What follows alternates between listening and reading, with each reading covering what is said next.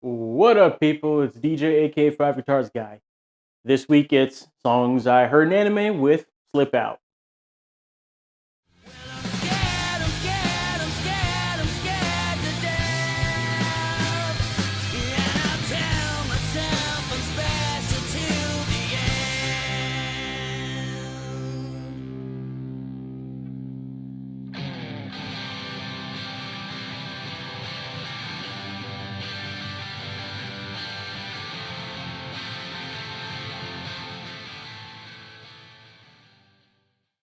Okay, so I'm still on the intro, obviously, and given the fact that it's pretty much this chord progression is basically a third of the song, and the fact that it's the same thing on the rhythm and the lead section with a couple of minor differences, and that those differences are just when one plays or when both play, I can pretty much just dig into this part and make sure I get it right, and that'll give me a good chunk of the song.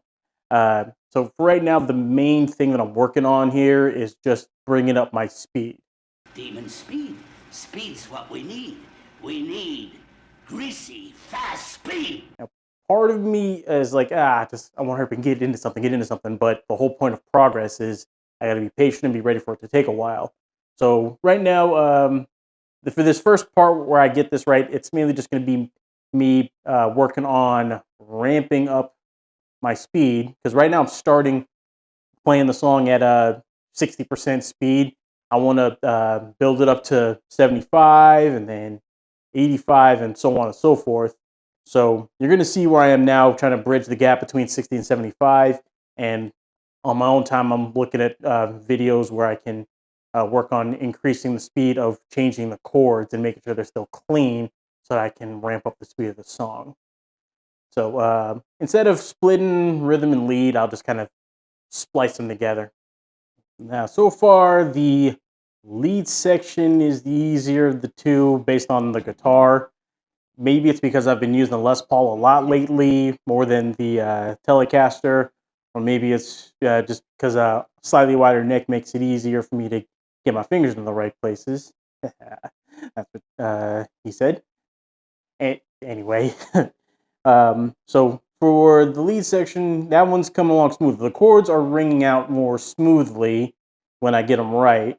So I figure I'll definitely keep up with that. And then in a sec, I'll show you the rhythm guitar and see where I have to make up the difference. But here's pretty much here's what it sounds like at 60% speed.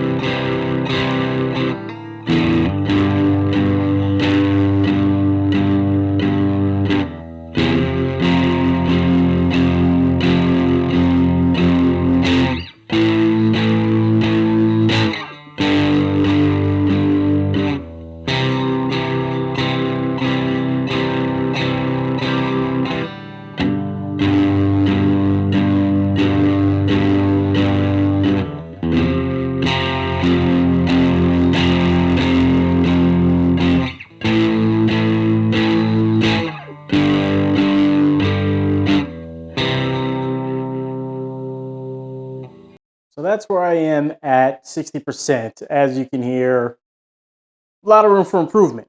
But just so I can show you what I'm trying to build up to clearly, here's 75%.